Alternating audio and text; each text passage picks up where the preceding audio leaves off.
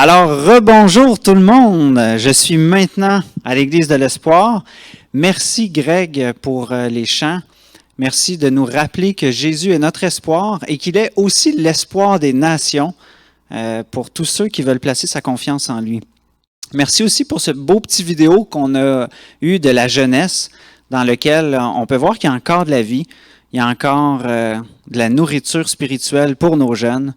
Merci David et Greg de prendre soin de la jeunesse. Alors, si on est ici, c'est parce qu'on a le privilège et la grâce de la part de Dieu de pouvoir être au bâtiment de l'espoir, quelques personnes, pour pouvoir recommencer les enregistrements ici. C'est vraiment une joie. Et là, je parle avec un micro, mais je suis sûr que dans la salle, tout le monde m'entend bien. On est à peu près 5-6 dans la salle, là. Fait que c'est bien. Et j'aimerais peut-être continuer en vous demandant, est-ce que vous aimez ça, être mis à l'épreuve? Et pour ma part, j'aime ça, être mis à l'épreuve quand que je sais quelle est l'épreuve et que je suis prête et que je crois que j'ai les capacités d'arriver à faire l'épreuve. Ça, c'est les meilleures épreuves que j'aime faire.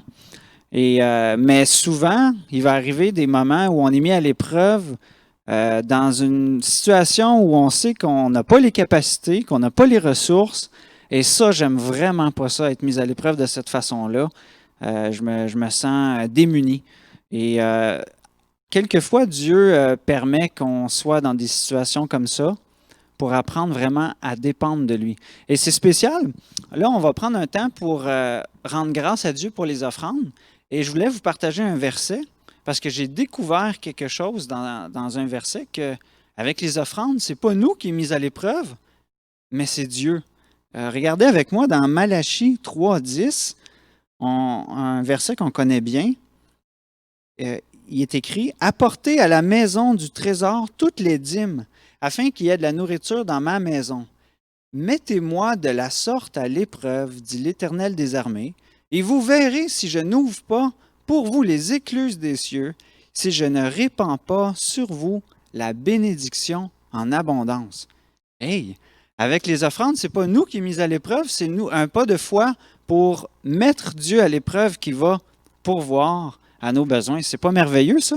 Puis en même temps, c'est une épreuve, c'est pas on ne tente pas Dieu de cette façon-là. On le met à l'épreuve parce que c'est sa volonté qu'on lui donne une part de nos revenus pour son œuvre. Et puis lui, ce qu'il nous dit, mettez-moi à l'épreuve, vous allez voir si je ne vais pas pourvoir pour vos besoins. Je trouvais ça intéressant. Dieu, lui, a toutes les ressources pour passer l'épreuve facilement. Fait que j'aimerais qu'on puisse prier et rendre grâce à Dieu pour les offrandes que vous continuez à donner fidèlement. Père éternel, merci pour tes bénédictions. Merci pour la santé, pour le travail. Merci même dans cette situation de crise. Tu nous permets de continuer à être généreux avec les biens que tu nous confies. Sois loué et adoré pour toutes ces choses. Viens nous donner la sagesse de bien les gérer, de permettre que la mission continue, que ton nom soit proclamé, que les frères et sœurs soient édifiés et instruits et nourris dans ta parole pour ta gloire, Seigneur. Amen. Sur ce, j'inviterai Jean-Pierre Grette qui va nous faire le repas du Seigneur avec vous.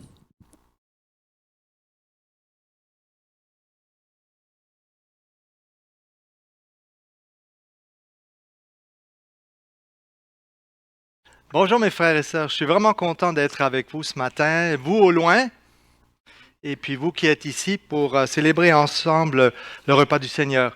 Ce matin, j'aimerais qu'on se pose une question par rapport au repas du Seigneur. Pourquoi est-ce que nous célébrons ces éléments? Alors, j'ai discerné quatre raisons. La première, quand le Seigneur Jésus a dit « Faites ceci en mémoire de moi », et l'apôtre Paul va le répéter dans 1 Corinthiens 11, c'est parce que donc quand Jésus nous le dit « Faites », ça c'est un impératif, c'est que Dieu nous le demande, le Seigneur Jésus nous le demande, de nous rappeler cela. C'est donc un acte d'obéissance que nous faisons ce matin. Et ce qui est intéressant quand on réfléchit aux éléments, quand on prépare les éléments ou quand on les a sous les yeux, nos 5 sens sont impliqués dans ce souvenir-là. Le toucher, parce que, oui, on a la coupe en main, on a le pain en main. Il y a la vue, on voit les éléments. Il y a le goût.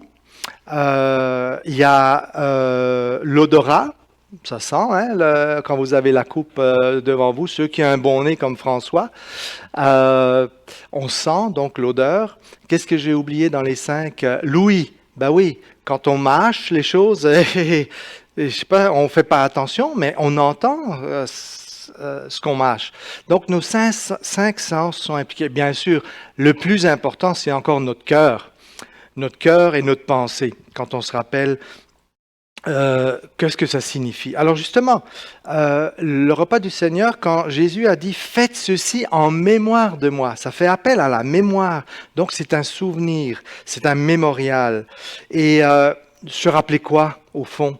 Si le Seigneur nous a demandé de nous en rappeler, on se rappelle de quoi? D'abord du prix énorme de notre salut.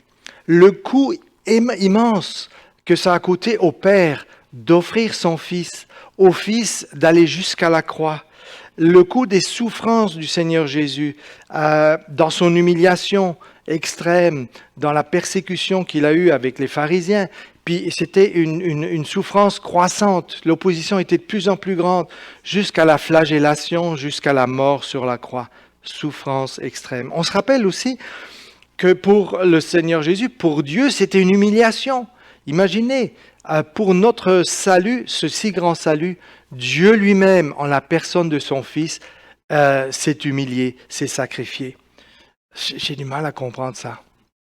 Combien ça prend d'amour pour que le Dieu créateur, le Dieu infini, se soit laissé tuer par des humains en la personne de son Fils, pour que nous soyons libérés, pardonnés, et puis adoptés, qu'on puisse être adoptés comme ses enfants. Voilà donc ce rappel de quoi? Rappel de l'amour sans limite de notre grand Dieu, car Dieu a tant aimé le monde qu'il a donné son Fils unique, afin que quiconque croit en lui ne périsse point, mais qu'il ait la vie éternelle. Et Jésus avait dit, le Seigneur avait dit, je donne ma vie pour mes brebis. Je la donne de moi-même. Personne ne la lui prend. Donc on a vu 2 raisons pourquoi célébrer le repas du Seigneur. C'est un acte d'obéissance, c'est un rappel, mais aussi l'apôtre Paul va ajouter que chacun s'examine donc lui-même. Le repas du Seigneur, c'est le moment de faire le point, de faire comme un bilan. Alors, c'est pas seulement de s'évaluer soi-même, chacun, mais c'est de demander à Dieu d'éclairer nos cœurs, de nous rappeler nos pensées, nos actes, nos paroles. Au fond, on demande au Saint-Esprit de nous éclairer, de nous révéler l'état de notre cœur, l'état de notre vie, faire comme un bilan, de nous montrer quelle est ma relation avec Dieu, quelle est ma relation avec mes proches, quelles sont mes relations avec mes frères et sœurs, et quelles sont mes relations avec tous les prochains que Dieu met sur ma route. Donc, c'est le moment de s'examiner. Et si je me rends compte, si le Seigneur me révèle un péché, une infidélité, quelque chose qui n'est pas selon ce qu'il nous demande, eh bien, je peux tout de suite le lui confesser. J'ai pas besoin d'attendre. J'ai pas besoin de me mortifier et d'attendre de me priver du repas du Seigneur, mais je peux tout de suite confesser cette faute, ce péché, et avec l'assurance que Dieu m'a déjà pardonné, que Christ est mort sur la croix pour nous, pour moi. 4e et dernière raison pourquoi nous célébrons le repas du Seigneur, c'est pour remercier Dieu ensemble et pour l'adorer ensemble. Alors, il y a ici l'idée de communion. On ne fait pas notre repas du Seigneur chacun chez soi. Oui, aujourd'hui on le fait, mais on est en pensée, en communion les uns avec les autres. Mais normalement, on le fait ensemble, en Église. C'est une communion ensemble. Et puis, on remercie Dieu, évidemment, pour tout ce que j'ai mentionné, pour son si grand salut, pour le fait qu'il a fait de nous de nouvelles créatures, nous offrant une nouvelle vie, qui nous a adoptés comme ses enfants et qu'il nous réserve un héritage pour l'éternité avec lui dans sa sainte présence, glorieuse présence dans le ciel. Prions donc maintenant pour toutes ces bénédictions que Dieu nous accorde à travers ces éléments, ce mémorial, ce souvenir. Père, combien nous te remercions pour ce prix qu'on ne pourra jamais mesurer, que cela t'a coûté d'offrir ton propre Fils, ton unique, ton bien-aimé, pour qu'il vienne sur cette terre, s'humilier à l'extrême jusqu'à la mort infâme de la croix, ce supplice terrible, ce supplice romain terrible qu'il a enduré pour chacun d'entre nous. Oui, Père, nous te remercions pour ton immense amour, pour ta grâce. Et ensemble, nous t'adorons. En Église, Seigneur, même si nous sommes dispersés, peut-être loin physiquement les uns des autres, ensemble, dans cette communion d'esprit, nous te remercions et nous t'adorons. Au nom de Christ. Amen.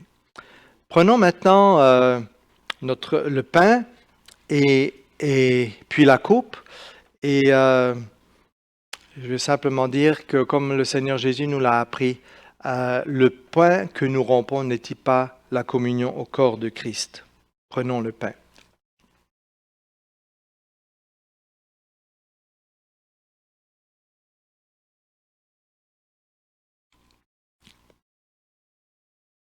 Jésus avait dit, « Cette coupe est la nouvelle alliance en mon sang. Faites ceci en mémoire de moi toutes les fois que vous en boirez. »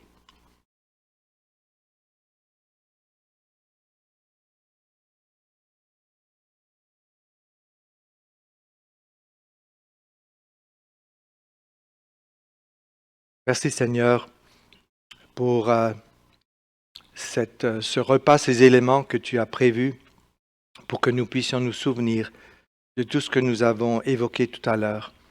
Nous sommes remplis de reconnaissance et nous anticipons cette joie que nous aurons dans ta sainte présence pendant l'éternité. Merci parce que tout cela vient de toi. Au nom de Christ, Amen. Amen. Merci Jean-Pierre pour ce beau rappel, ce geste de foi et d'obéissance, ce mémorial qu'on a de pouvoir célébrer Jésus-Christ. Et j'ai hâte de pouvoir le prendre en grande assemblée avec tout le monde réuni dans la salle ici. Mais déjà là, en petit groupe, c'est déjà une joie de pouvoir le faire. Maintenant, je vais appeler Alain qui va venir désinfecter le lutrin. Et j'inviterai après François qui va venir nous faire la capsule pastorale.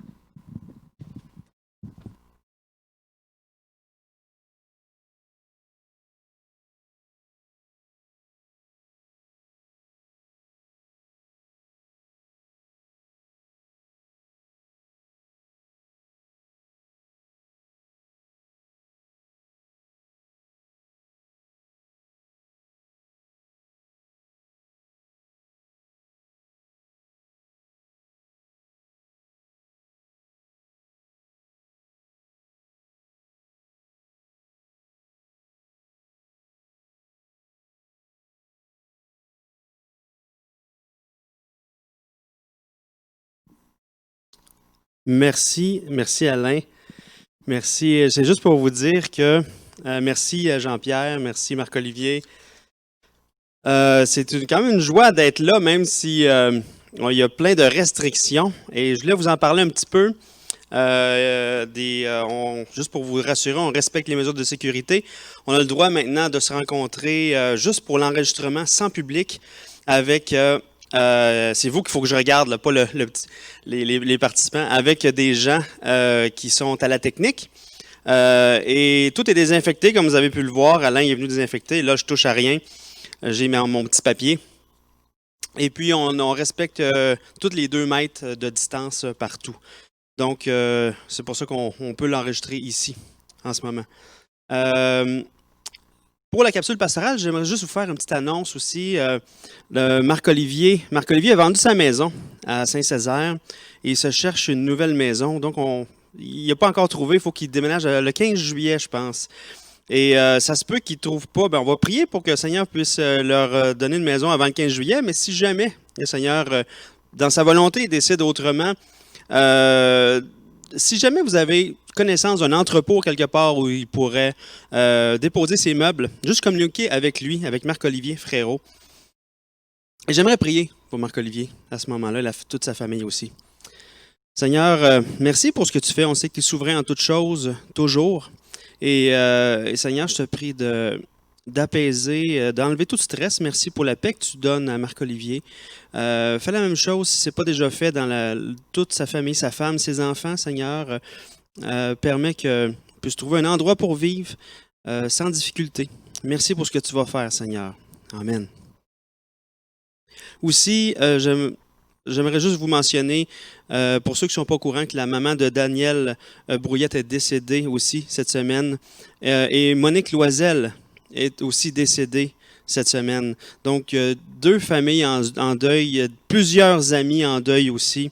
J'aimerais lire un passage dans Jean 11 qui nous encourage, parce que la mère de Daniel et Monique étaient des enfants de Dieu.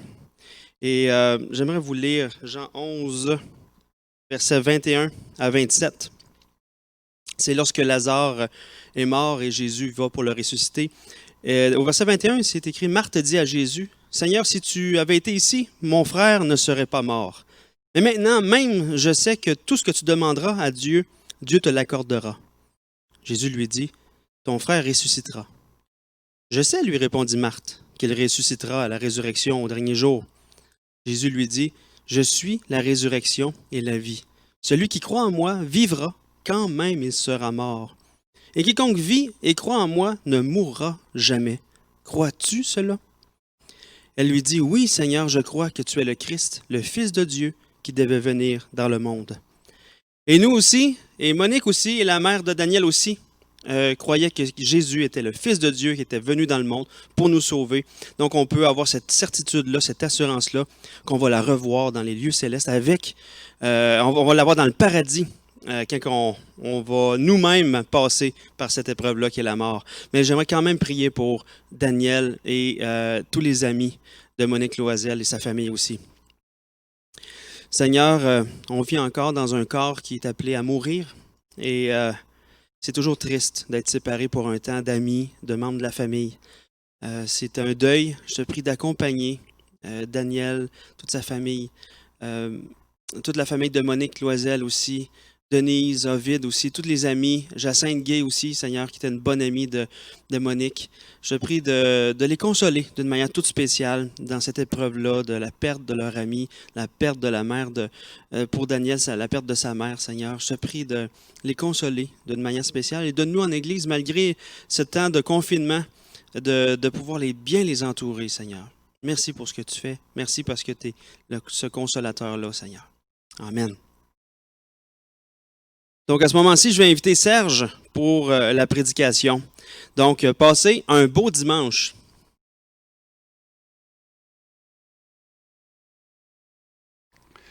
Merci beaucoup, François, de cette capsule, de tes prières.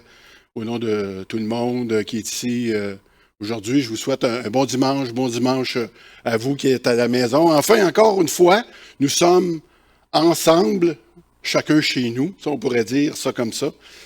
Mais c'est vraiment agréable de retrouver le lutrin du dimanche matin, si je pourrais dire.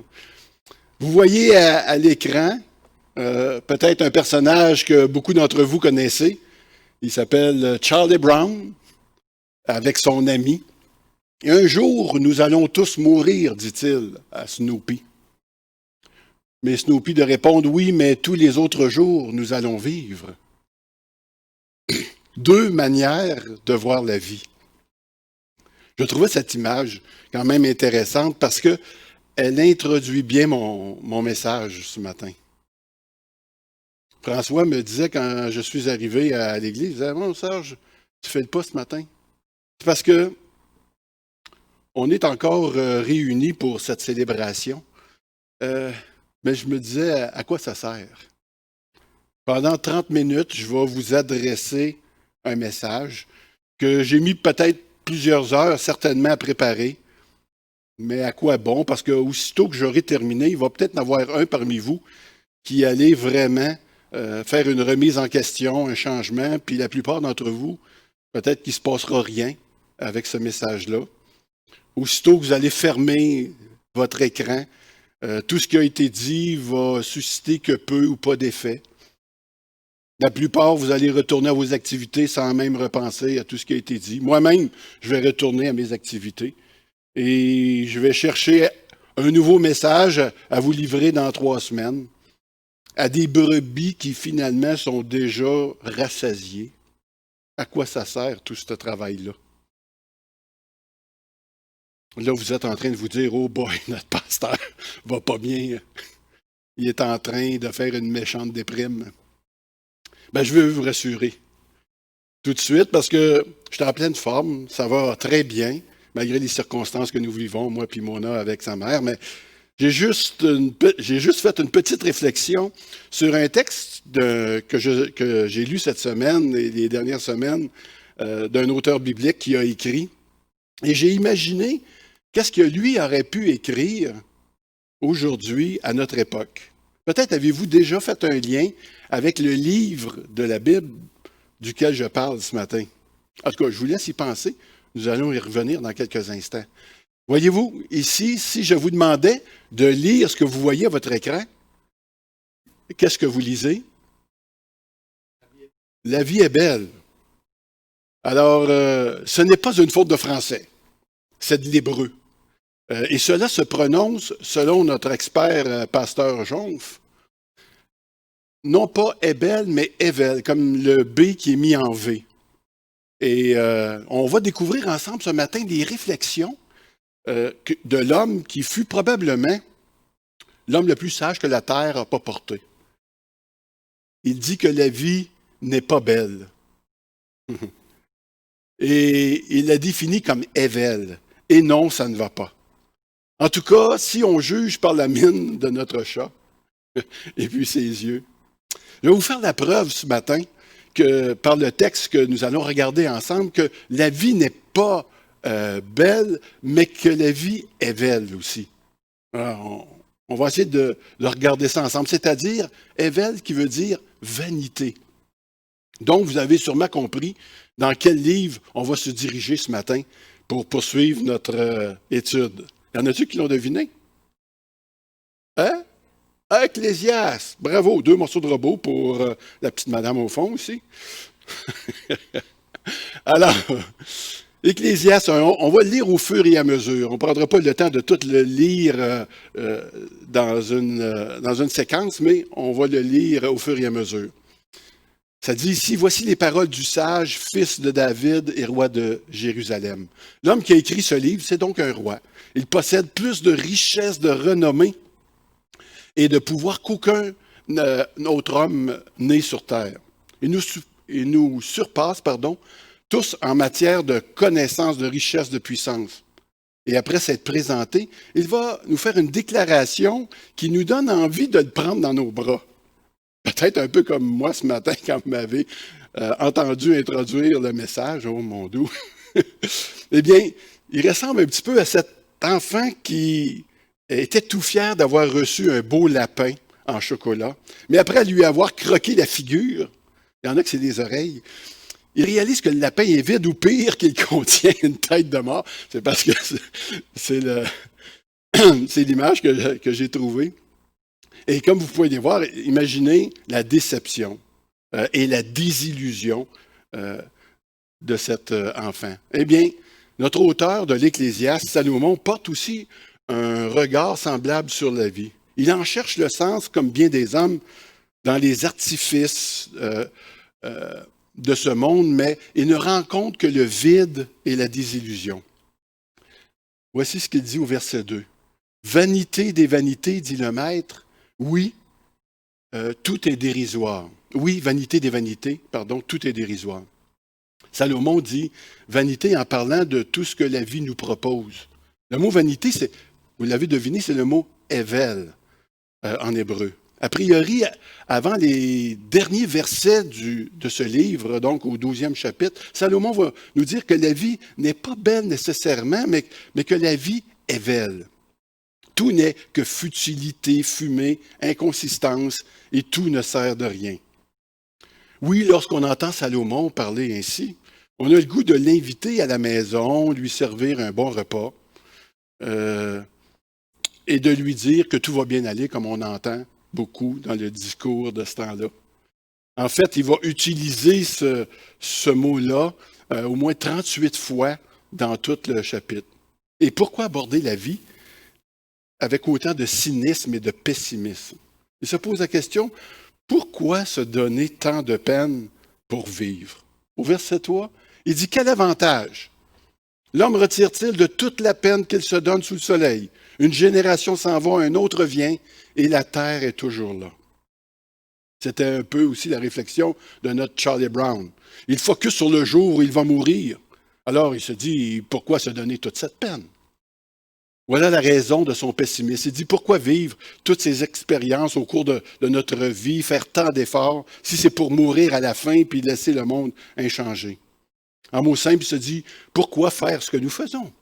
Que tu te lèves à 5 heures du matin et que tu ailles travailler, que tu reviennes le soir à 7 heures le soir, ou que tu restes chez vous pour que tu tournes en rond toute la journée, de toute manière, le résultat va être le même. Tu vas mourir, puis tu vas laisser ce lieu inchangé. Il a l'impression de tourner en rond. Si on continue dans les versets 4 à 7 ici, il dit, le soleil se lève, le soleil se couche. Il se hâte vers l'endroit d'où il devra de nouveau se lever. Le vent souffle vers le sud, puis tourne vers le nord. Il tourne et tourne encore et reprend les mêmes circuits. Tous les fleuves vont se jeter dans la mer, mais la mer n'est pas remplie. Les fleuves ne cessent de couler toujours vers le même endroit en suivant leur cours. J'ai déjà eu des petites souris dans une cage comme ça. Peut-être vous en avez eu, vous autres aussi. Et il faut tourner la roue, hein? Et il faut tourner la roue de leur monde sans jamais aller nulle part. Les hommes aussi font ça sur des tapis roulants. J'en ai un à la maison. Tu cours pendant des kilomètres et puis tu restes toujours devant le même mur à sa place.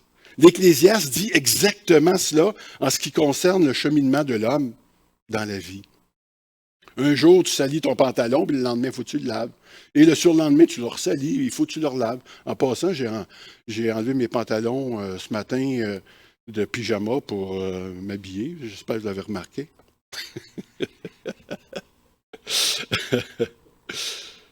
L'Ecclésiaste dit exactement cela en ce qui concerne le cheminement de l'homme dans la vie. Et quand je pense à ça, je pense aussi souvent à mon gazon. Ça vous est peut-être déjà arrivé, vous autres aussi, hein? Donc, la manière qu'on l'entretient, on va mettre de la semence, on va l'aider à pousser avec de l'engrais pour qu'il devienne joli, on va l'arroser. Tout ça, ça coûte beaucoup de sous en plus. Ça prend beaucoup de temps. Et à la fin, on va le tondre, on va le mettre dans des sacs, puis tout le fruit de notre travail va se retrouver au vidange. Quand on y pense, la vie est belle. Vous comprenez ce terme, hein? C'est la même chose. Oh, pardon. Oh boy. J'ai un bug ici. C'est la même chose, pardon pour ce contretemps. C'est la même chose avec nos cheveux, nos factures, qui reviennent à chaque mois. Salomon nous dit que toutes ces choses sont épuisantes parce qu'elles n'ont pas d'importance. C'est comme de l'entretien. La vie, c'est très routinier. Demain matin, lundi matin, vous allez vous lever à 6h30, tu vas te rendre au travail, tu vas aller manger avec quelques amis peut-être pour dîner, tu vas respecter la distanciation. Après le travail, peut-être avant la pandémie, tu allais peut-être au gym, tu accompagnais ton enfant à son cours du soir ou à ses sports. Et à la fin, tu regardes un peu la télévision, puis hop, tu te retrouves au lit. Et j'ai encore un petit problème à toutes les fois que je touche. Bon, pardon. Je suis désolé pour ça. Alors, la vie ressemble plus qu'on veut l'admettre, finalement, au film Un jour sans fin. Ça s'appelle le jour de la marmotte. Peut-être que beaucoup d'entre vous l'ont déjà vu. Ce jour-là, c'est un jour, je pense, le 2 février, qui revient continuellement. Et on va continuer à lire ce matin. Ecclésiaste 8, 1, 8. Tout est en travail, plus qu'on ne peut le dire. L'œil n'est jamais rassasié de voir. L'oreille n'est jamais rassasiée de ce qu'elle entend. Finalement, rien ne rassasie l'homme. Il a beau voir beaucoup de choses, il veut en voir davantage. Ses oreilles n'arrivent jamais au point où il ne veut plus entendre quelque chose de nouveau. Pas étonnant que la prédication, des fois, puisse ennuyer les gens. On cesse de répéter, nous autres, la même chose souvent, d'une manière différente. On répète quoi? On veut répéter l'Évangile. L'Évangile, c'est quoi? Un petit intermède dans mon message. Petit interlude. L'Évangile, c'est une œuvre merveilleuse que Dieu a faite par son sacrifice à la croix. Il a payé le prix, on l'a vu ce matin au travers du repas du Seigneur, pour nos péchés. Et en ressuscitant Christ, il nous a montré le chemin de la vie éternelle. Puis quelques-uns pourraient dire oui, puis après. J'espère qu'on n'est pas rendu là dans notre manière de concevoir les choses. Parce que c'est un événement qui devrait vraiment nous stimuler, puis faire de nous des êtres joyeux, souriants.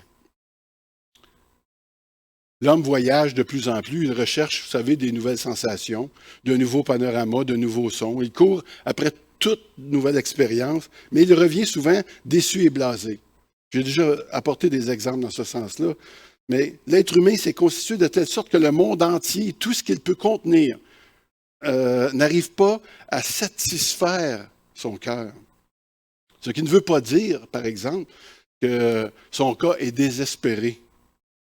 Tout ce qu'il faut faire, ça serait de s'élever au-dessus du soleil. Facile? La Bible dit ceci à propos de celui qui est au-dessus. Il a désaltéré les assoiffés. Est-ce que tu as soif aujourd'hui? Il a comblé de biens les affamés. Jusqu'à quel point ton âme soupire et veut être désaltérée. On voit ça dans le psaume 107, le verset 9. On poursuit notre lecture. D'Ecclésiaste 1, 9 à 10. Ce qui a été, c'est ce qui sera, et ce qui s'est fait, c'est ce qui se fera. Il n'y a rien de nouveau sous le soleil. Si l'on dit, tenez, voilà quelque chose de nouveau.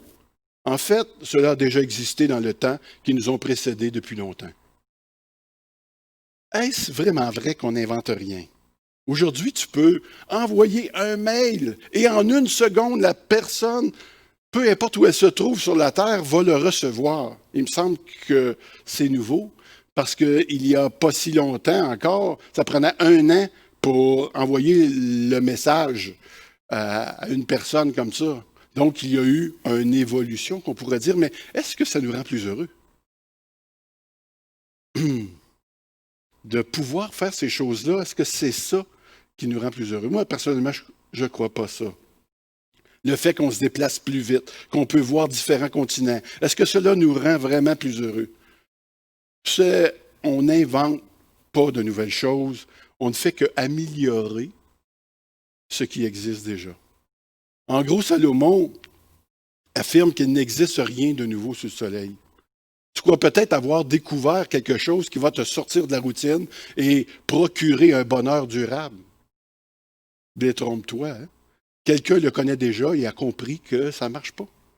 Que ce soit un nouveau gadget, une nouvelle garde-robe, une nouvelle maison, une nouvelle moto, voiture, une nouvelle relation même. Ce ne sont que des promesses de soulagement qui ne donnent rien qu'un peu d'enthousiasme sur le moment. Même le nouveau iPhone te chatouille peut-être un peu les émotions des fois, mais ça te chatouille les émotions de la même manière qu'une consommation de stupéfiants. C'est-à-dire, l'effet se dissipe rapidement et tu as besoin d'autre chose, d'une nouvelle dose. Une nouveauté passe rapidement au rang des choses dépassées. Tout ce que nous considérons comme nouveau n'est finalement que futile, et comme Salomon l'a dit, vanité des vanités. Ével des évels. Il n'y a pas de bébel informatique, de maison, de nouveaux conjoints, de nouveau travail qui va améliorer ce qui est gâché. Y a-t-il encore quelqu'un ce matin, et je te pose la question, qui n'a pas encore été déprimé ou impressionné par ce sombre tableau que l'Ecclésiaste est en train de nous dépeindre. Mais peut-être que toi, tu te dis, non, non, moi, là, je suis différent et, et je vais changer les choses. Tu es un homme, une personne, une femme déterminée. Et tu vas faire un travail tellement extraordinaire que dans la compagnie, ou dans la famille, ou dans l'Église, on va se souvenir de toi pendant des générations. Eh bien, viens lire avec moi le verset 11. Allons lire ça ici ensemble. Seulement, on ne se souvient plus de ce qui s'est passé autrefois. Il en sera de même pour ce qui se produira dans l'avenir. Ceux qui viendront après n'en auront aucun souvenir.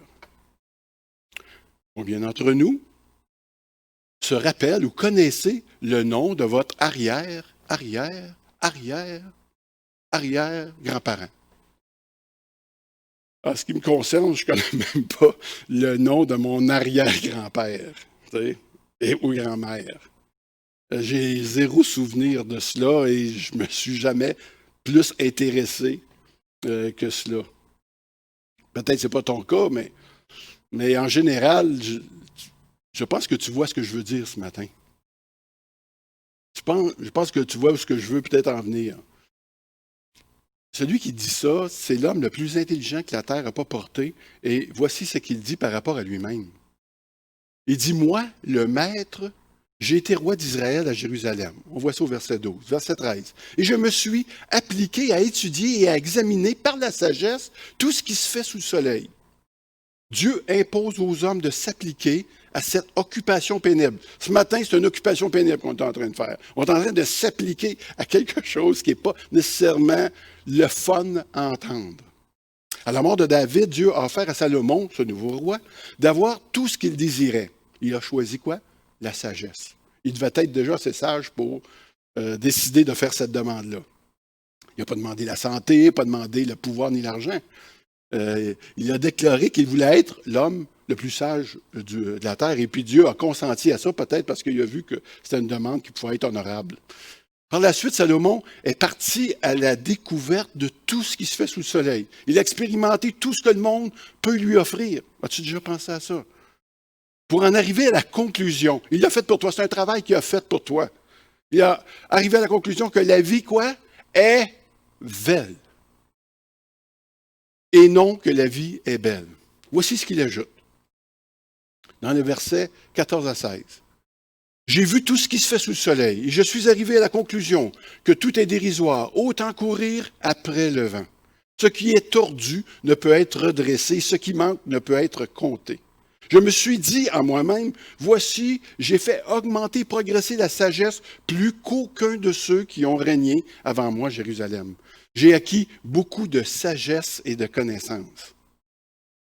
Ce qu'il dit en résumé est simple, il dit, je suis plus intelligent que quiconque, plus puissant que quiconque. J'ai eu plus de tout que quiconque. Et finalement, je peux vous dire ceci au verset 17. Je me suis en effet appliqué à connaître la sagesse, ainsi que ce qui est fou et ce qui est stupide. Et je me suis aperçu que cela aussi, c'est comme courir après le vent. Il a tout essayé et rien n'a vraiment comblé Salomon. Il était aussi satisfait que s'il avait couru après le vent. Je ne sais pas si cela t'est déjà arrivé de vouloir une chose tellement, de travailler de nombreuses heures, peut-être des mois, des années, pour acquérir quelque chose, pour lorsque tu l'as eu en ta possession, finalement, ça t'a laissé peut-être sur ton appétit. Ça t'a procuré un petit soulagement, mais après quoi, on dirait qu'il fallait que tu cherches d'autres choses. Laisse-moi te raconter une partie de mon témoignage au moment où j'ai commencé à m'intéresser à Dieu. À ce moment-là, j'avais à peu près tout ce qu'un homme peut désirer dans la vie. Un peu le rêve américain. Hein. J'avais la jeunesse, un bon travail, la santé, un avenir enviable, une belle maison, 2 voitures, la piscine creusée, si tu veux. Une femme extraordinaire, probablement la plus belle de toutes. On peut comprendre, ça vient de son mari. Hein? Et 2 enfants magnifiques. J'avais tout ce qu'un homme peut désirer. Bien, croyez-moi pas, je me suis retrouvé dans la position de Salomon parce que je me suis mis à m'apercevoir que j'avais le cœur plein de convoitises. Je regardais encore les femmes. Je regardais encore pour avoir une plus grosse maison. On dirait que j'étais insatiable. J'étais rendu là où ce que j'avais imaginé quand j'étais plus jeune, donc j'étais ici. Mais une fois que tu es ici, que tu as réussi à avoir ce que tu voulais, tu te crées un nouveau là. Tu comprends? Et là, tu cours après le nouveau là. Et c'est un cycle sans fin, une poursuite vaine. Nous avons vraiment besoin de comprendre que le vrai sens de la vie ne se situe pas dans ce monde, mais en dehors de celui-ci. J'imagine que tu l'avais déjà soupçonné. À moins de réaliser ce que dit l'Ecclésiaste en ce qui concerne que la vie est belle, vous commencez à saisir ce terme de plus en plus, vous allez continuer à suer sur votre tapis roulant. Et ce monde est brisé et ça devient insensé de chercher parmi les décombres de ce monde de quoi le restaurer. Avec des hommes déjà brisés, des idées brisées, il me semble qu'on n'y arrivera pas. C'est impossible de rendre la vie belle en tentant de le réparer par nos propres forces et nos faibles moyens. Je sais qu'au fond de nous, on pense, et je le sais, qu'on pense que l'argent peut nous rendre la vie belle, que l'on soit croyant ou pas. Il y a encore une illusion ici. Et pourtant, tu connais des gens riches, célèbres, qui ont tout, et tu sais déjà comment ils sont malheureux et comment leur vie a pu se terminer. D'autres personnes ont cherché un sens à leur vie, même au travers de la religion. Mais encore là, ils n'ont réussi qu'à trouver un peu de valorisation personnelle et d'auto-justification. Même si en aidant les autres, c'est vrai qu'on peut se sentir bien et malgré tout cela, ça ne rend pas la religion moins futile. Selon la Bible, celui qui pratique la religion sans se reposer sur le Christ veut simplement se rendre juste à ses propres moyens, par ses propres moyens. On voit cela avec les pharisiens qui n'ont jamais réussi à se qualifier. Pourtant, c'était des hommes très rigoureux dans la manière de vouloir faire les choses, faire le bien si on veut. Mais ils accomplissaient une œuvre pour eux-mêmes. Il n'y a aucune paix et aucun salut sans Jésus-Christ.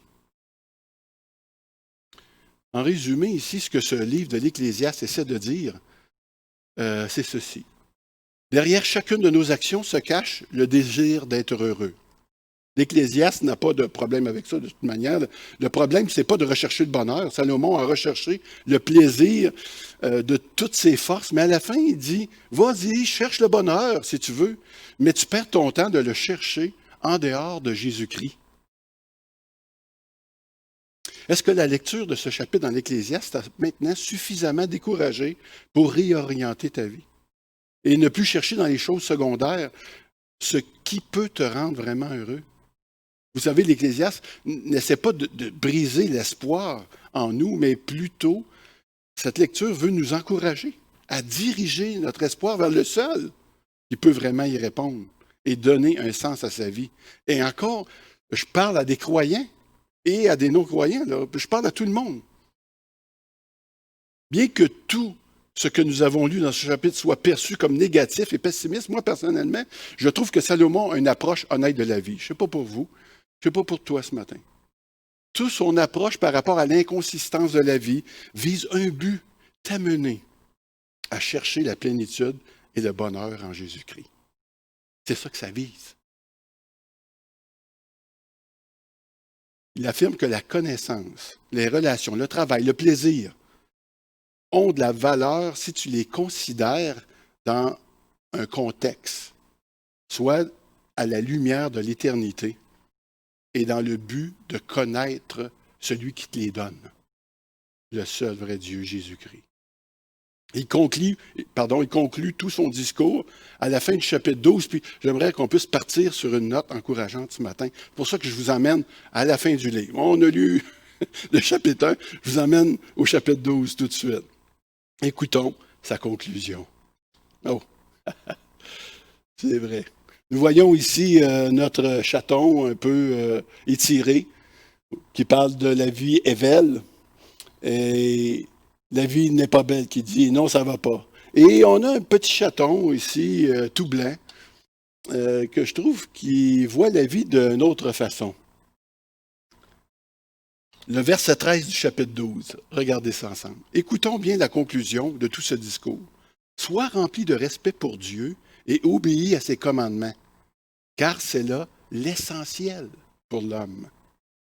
Le problème, c'est que lorsque le péché est rentré dans le monde, il l'a tout gâché. Et on a remplacé Dieu, le Créateur, par la création. On voit ça dans Romains 1, 23. Nous avons commencé à nous contenter des plaisirs futiles et temporaires plutôt que de rechercher ce qui est éternel et satisfaisant pour l'âme.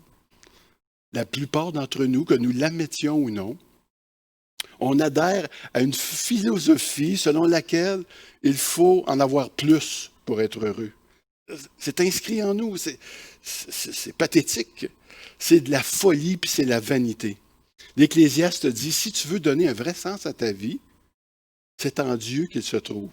Et ceux qui ont trouvé Dieu dans la personne de Jésus-Christ sont remplis de ce que le texte dit ici, de respect pour lui, et ils cherchent à lui obéir.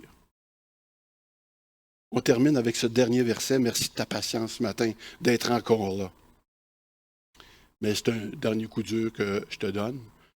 Lisons le verset 14 du chapitre 12 de l'Ecclésiaste. Il dit, en effet, Dieu jugera toute œuvre, même celles qui ont été accomplies en cachette. Oups.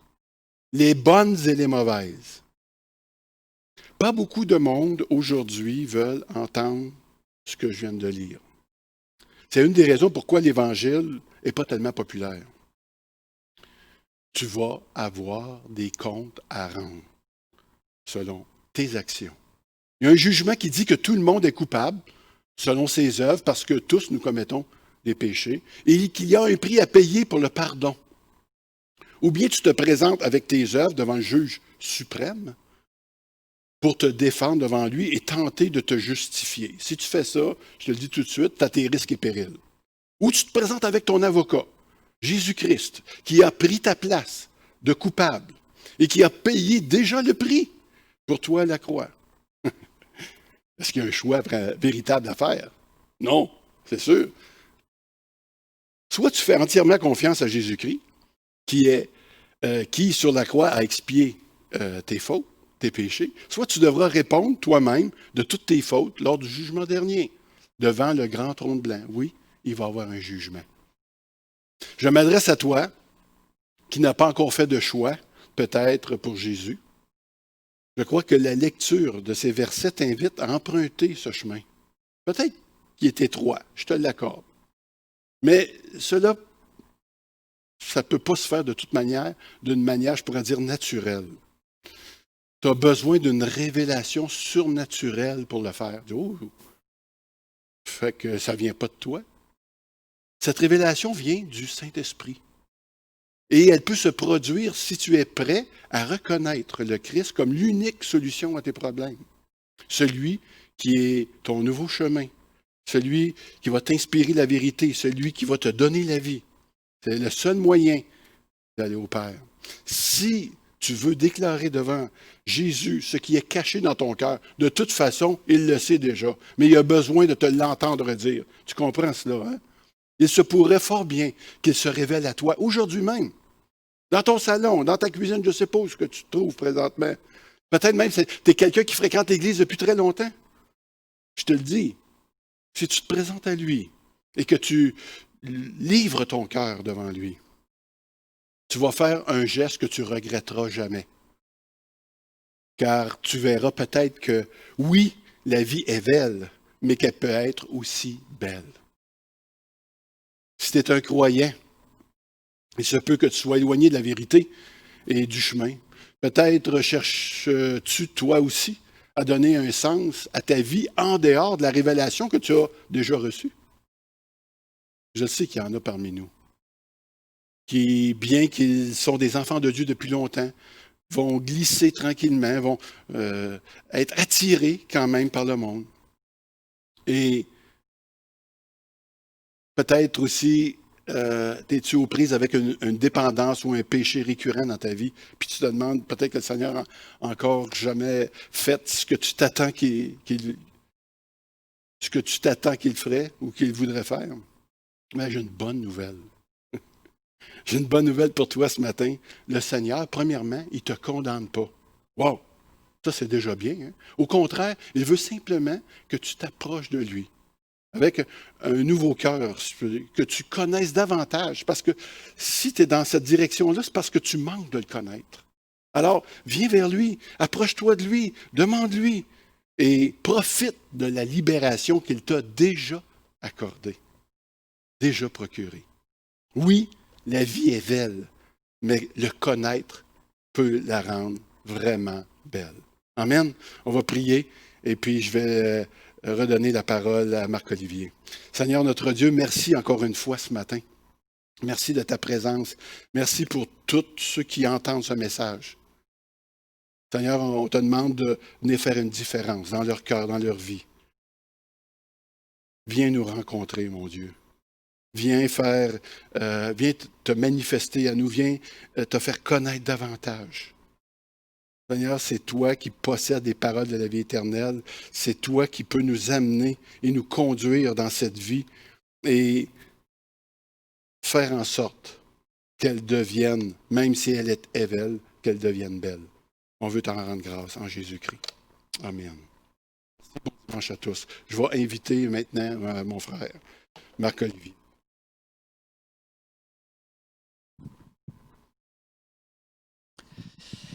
Merci Serge. Merci Serge pour ce rappel que, en dehors de Jésus, tout est inutile. Et cette semaine, je ne sais pas pour vous, peut-être comme moi, vous vivez des épreuves, peut-être que vous vivez des tentations. Cette semaine, on a eu une rencontre avec les anciens, une journée de jeûne et de prière pour la vision, pour appliquer les choses de la vision qu'on a réfléchi ensemble. Et à travers tout ça, ça a été un temps béni. Ça a été un temps où on a goûté la paix de Dieu à travers les frères, à travers les partages, à travers la prière, à travers le soutien mutuel. Et je réalise qu'à quel point en Jésus-Christ, on est comblé de toutes ces bénédictions spirituelles qu'il nous donne. Et je vous encourage, vous aussi, à profiter de ces bénédictions spirituelles. En Jésus, on est vraiment comblé spirituellement. Donc, n'hésitez pas à goûter à toutes ces ressources-là, à travers la famille de Dieu, à travers les Écritures, à travers l'Esprit Saint qui nous a mis dans notre cœur, à travers la prière, les moyens que Dieu nous donne d'être en relation avec lui. Donc, si vous avez des commentaires par rapport à la prédication, à la célébration, n'hésitez pas à nous écrire sur les sites web respectifs de l'Église de l'Espoir et de l'Église du Flambeau. Et on va se voir la semaine prochaine encore ici et on l'espère avec l'équipe de louanges qui va être avec nous pour la prochaine célébration. Bon dimanche à tous.